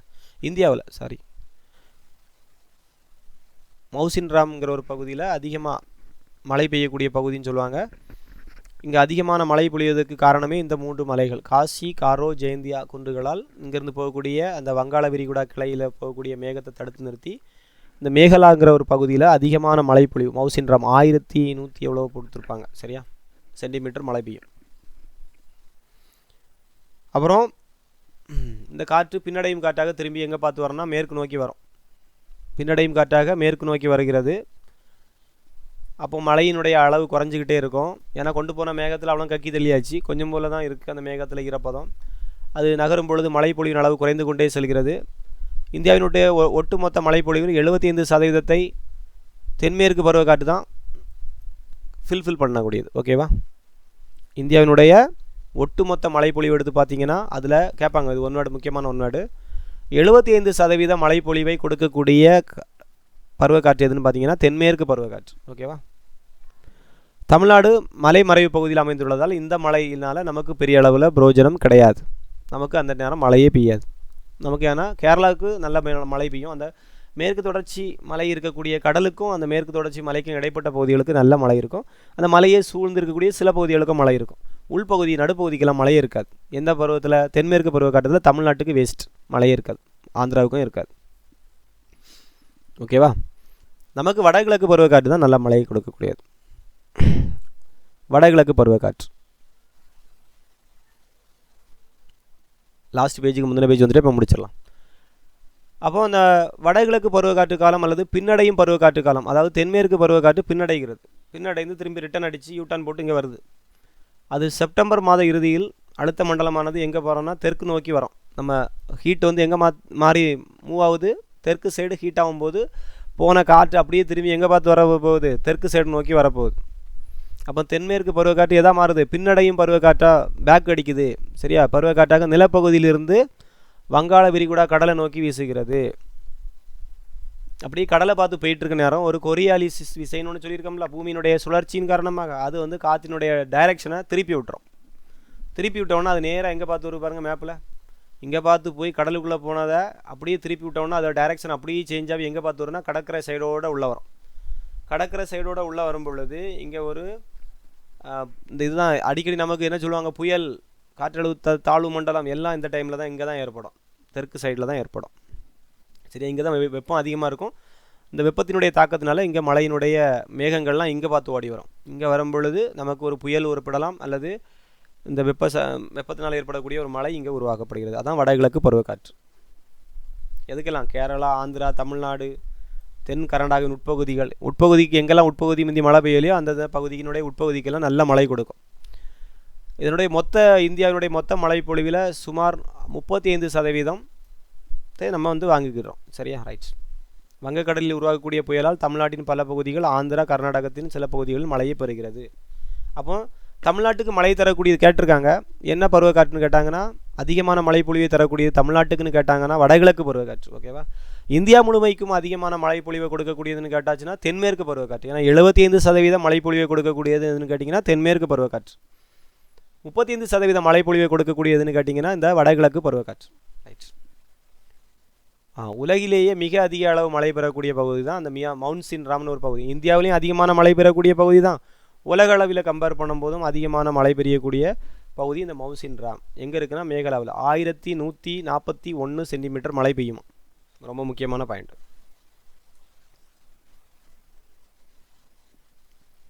ஒருக்கா ரீட் பண்ணிடுங்க. முக்கியமான பாயிண்ட்லாம் போட்டு வச்சுருக்கிறேன். இன்னும் இந்த ஃபைல் அப்லோட் பண்ணல, இன்றைக்கி உடனே இப்போ அப்லோட் பண்ணி விட்ருவேன் வெப்சைட்டில். டவுன்லோட் பண்ணி உடனே படிச்சுக்கோங்க. ஓகே, முடிஞ்சுப்பா. இதுதான் வடகிழக்கு பருவக்காற்று. இது வந்து தென்மேற்கு பருவக்காற்றினுடைய டைரக்ஷன், இது வடகிழக்கு பருவக்காற்றினுடைய டைரக்ஷன். ஓகேவா? ரைட். அப்போ முதலேருந்தே ஒருக்கா ஸ்பீடாக பார்த்து விட்றேன். திருப்பி ஒருக்கா நீங்கள் எடுத்து படிச்சிங்கன்னா நல்லா புரிஞ்சிடும். பருவக்காற்று மன்சூனுங்கிற சொல் எங்கேருந்து பெறப்பட்டதுன்னு சொல்லி தந்தேன். அரபு சொல்லிலிருந்து பெறப்பட்டது. அதனுடைய மீனிங் வந்து பருவகாலம். அந்த வார்த்தைகள் அரபு மாலுமிகள் அடிக்கடி நமக்கு டிரான்ஸ்போர்ட்டுக்கு வரும்போது இந்த வார்த்தைகளை யூஸ் பண்ணியிருக்காங்க. மவுசின்ராம். ஓகே, மவுசின்ராம் இல்லை, மன்சூன். ஓகே, மன்சூன்கிற வார்த்தையை யூஸ் பண்ணியிருக்காங்க. பருவக்காற்று எதனால் வீசுன்னு சொன்னேன்? கோடை காலத்தில் எங்கேருந்து எங்கே பார்த்து ஓடணும்னு சொன்னேன்னா ஃபஸ்ட்டு வடபகுதியை குளிர்காலத்தில் வடகிழக்கு திசையிலிருந்து தென்மேற்கு நோக்கி ஓடும் பருவக்காற்று. அப்படியே மாற்றி போட்டிங்கன்னா கோடை காலத்தில் தென்மேற்கு திசையிலிருந்து வடகிழக்கு நோக்கியும் இந்த பருவக்காற்று மூவ் ஆகும்னு கொடுத்துருக்குறாங்க. அப்புறம் இந்தியாவில் மழை பொழியும் பொழுது எப்படி இருக்குன்னா, எங்கே அதிகமாக வெயில் அடிக்குமோ இன்னொரு சைட்லேருந்து என்ன சைடு போவோம், வெப்பம் அதிகமாக இருக்க பகுதியை நோக்கி மற்ற பகுதியிலேருந்து காற்றானது மூவ் ஆகும். ஏன்னா அங்கே அழுத்த குறைவு ஏற்படும். காற்றினுடைய விரிவடையும். காற்று விரிவடையும் பொழுது அழுத்தம் குறையும். அழுத்தம் குறையும் பொழுது அழுத்தம் மிகுந்த பகுதியிலிருந்து அழுத்தம் குறைந்த இடத்துக்கு காற்று மூவ் ஆகும். ஓகேவா? ரைட். அப்புறம் தென்மேற்கு பருவக்காற்றுனா என்னென்னு பார்த்தோம். வடகிழக்கு பருவக்காற்றுனா என்னென்னு பார்த்தோம். அப்புறம் அடகாமா பாலைவனம் பூமியிலே மிகவும் வறண்ட பகுதின்னு பார்த்தோம். வானிலையினுடைய 4 பருவங்கள். குளிர்காலம்னா எந்த மாதத்துலேருந்து எந்த மாதம், கோடை காலம்னா எந்த மாதத்துலேருந்து எந்த மாதம், தென்மேற்கு பருவக்காற்று காலம் ஸ்கூல் திறந்து செப்டம்பர் மாதம் காலாண்டு வரைக்கும் இருக்கக்கூடியது தான் தென்மேற்கு பருவக்காற்று காலம். வடகிழக்கு பருவக்காற்று காலம்னா அக்டோபர் முதல்லேருந்து டிசம்பர் வரைக்கும் இருக்கக்கூடியது. அப்புறம் வடபகுதியில் வெப்பம் அதிகரிக்கும் பொழுது தெற்கு சைட்லேருந்து காரெலாம் மூவ் ஆகி போகுது. அதுதான் 2 கிளையாக பிரிஞ்சு போகுது. ஒன்று அரேபியன் சி, அப்புறம் பே ஆஃப் பெங்கால் கிளை, அப்படி 2 கிளையாக போகுது. சரியா? ரைட்டு. இதுதான் இந்தியாவினுடைய இந்த என்ன சொல்லலாம், மேற்கு கடற்கரை பகுதிக்கும் கிழக்கு கடற்கரையில் இருக்கக்கூடிய மலைகளால் தடுத்து நிறுத்தப்பட்டு இங்கே நல்ல மழை பொழிவு கொடுக்கும். அப்புறம் முக்கியமாக இந்த ஒரு கொரியாலிஸ் விசை காரணமாக இது எங்கே பார்த்து போகுதுன்னா உள்பகுதியை நோக்கி போகும். அங்கே மேற்கு வங்காளம் அப்புறம் இந்த பகுதி வட இந்திய பகுதிகளுக்கு நல்ல மழை பொழிவை எது கொடுக்குறதுன்னு பார்த்தீங்கன்னா இது கொடுக்கும். ஆரவல்லி மலைத்தொடர் வந்து இந்த மலை மேகத்துக்கு இணையாக இருக்கிறதுனால தடுத்து நிறுத்தாது. அதனால் ராஜஸ்தான் மற்றும் வட மேற்கு பகுதிகளுக்கு மழை ரொம்ப குறைவாக இருக்கும்னு பார்த்துக்கணும். ரைட்டா, இந்த பாயிண்ட்லாம் பார்த்தோம். அப்புறம் எல்நிலம் வட இந்திய பகுதிக்கு 46 டிகிரி செல்சியஸ் வரை வெப்பநிலை உயரும்னு பார்த்தோம். அங்கே ஒரு பருவமழை வெடிப்பு ஏற்படுகிறதுன்னு பார்த்தோம். அப்புறம் அரபிக்கடல் கிளை வந்து மேற்கு தொடர்ச்சி மலையில் மோதி அந்த சைடில் நல்லா மழை கொடுக்கும். ராஜஸ்தான் சொன்னோம், ஆரவல்லி மலைத்தொடர் இருக்கிறதுனால அங்கே மழை இல்லை. காற்று மோதும் பக்கம் மோதா பக்கம் மலை மறைவு பகுதின்னு பார்த்தோம். வங்காள விரிகுடா கிளை வந்து பின்னடையும் பருவ காற்றாக திரும்பி வரும். வங்காள விரிகுடா கிளை வந்து இந்தியாவினுடைய மியான்மரை நோக்கி வீசும். அங்கே உள்ள காசி காரோ ஜெயந்தியா குன்றுகள், என்ன குன்றுகள்? காசி காரோ ஜெயந்தியா குன்றுகளால் தடுக்கப்பட்டு மவுசின்ராமில் நல்ல மழை, உலகத்திலே அதிகமாக மழை பெய்யக்கூடிய இடம், 1140 எவ்வளோ பார்த்தோம். ரைட், ஓகேவா? அப்புறம் இந்தியாவினுடைய ஒட்டுமொத்த மழை பொழிவை கொடுக்கக்கூடியது எந்த காற்றுன்னு பார்த்தீங்கன்னா தென்மேற்கு பருவ காற்று கொடுக்கக்கூடியது, தென்மேற்கு பருவமழை. அப்புறம் அந்த காற்றானது சூரியன் பையன் நகர்ந்து தெற்கு சைடு நோக்கி வரப்போகும்போது அந்த காற்று பேக் அடித்து பின்னடையும் பருவ காற்றாக மாறுது. அது அப்படியே கடலுக்குள்ளே நோக்கி போகும் பொழுது ஒரு கொரியாலிசிஸ் விசையினால் அது உள்ள இந்த நம்ம இந்தியாவின் உள்பகுதியை நோக்கி நகர தொடங்குகிறது. அப்போ பூமியின் இந்த எப்போல்லாம் வந்து மழை பொழியாத பகுதிகள் இருந்துச்சோ அந்த பகுதிக்கெல்லாம் ஒரு நல்ல மழையை கொடுக்கும். நல்ல இந்த புயல் போன்ற காற்றழுத்த தாழ்வு நிலையெல்லாம் இது உண்டாக்கும்னு பார்த்தோம். வடகிழக்கு பருவக்காற்று ஒரு 35% மழையை கொடுக்கும்னு பார்த்தோம். 1141 சென்டிமீட்டர் மழை மோசின்ராம். ஓகேவா, இவ்வளோ தான் நம்ம பார்த்தது. ஓகேவா, ஒரு ரிவிஷன் பார்த்துருங்க இந்த வாரத்துக்கு இந்த டாப்பிக்கு. அப்புறம் பாலிட்டி, இந்த வாரம் எக்கனாமிக்ஸ் கிடையாது. சரியா, ரைட். அப்போ நாளைக்கு காலையில் உள்ள கிளாஸ் மட்டும் அட்டன் பண்ணுங்கள், மேக்ஸ் முடிச்சிருவோம். சரியா, அப்புறம் நாளைக்கு ஃபுல்லாக வந்து படிங்க, நாளை கழிச்சு எக்ஸாம். ஓகேவா, அப்புறம் தமிழில் பிரித்து எழுதுக. எல்லோரும் அந்த புக்கு வாங்கிட்டீங்கன்னா அது 11th 12th உள்ள பிரித்து எழுதுக படிச்சிருங்க. அப்புறம் நான் ஒரு கவர்மெண்ட் மெட்டீரியல் கொடுத்துருக்கேன், அதையும் படிச்சிருங்க. ரைட்டு, நம்ம கரண்ட் அஃபேர்ஸ் படிச்சிருங்க. நம்ம வீக்லி அந்த இம்பார்ட்டண்ட் அடிக்கடி படிக்கக்கூடிய பாயிண்ட்ஸ்னு ஒன்று கொடுத்துருக்கோம்ல வெப்சைட்டில், அதெல்லாம் படிச்சிருங்க. ஓகேவா, ரைட். எல்லாம் ஒரு ஒரு ரீட் போட்டுருங்க. சரி, நாளை காலையில் மீதியை பார்த்துக்கலாம். ஓகேவா, பாய். Thank you student. சரியா, ஒருக்கா இருந்து நல்லா ரீட் பண்ணிடுங்க. பாய். ஏதாவது டவுட் ஒன்றா கேட்டுடுங்க.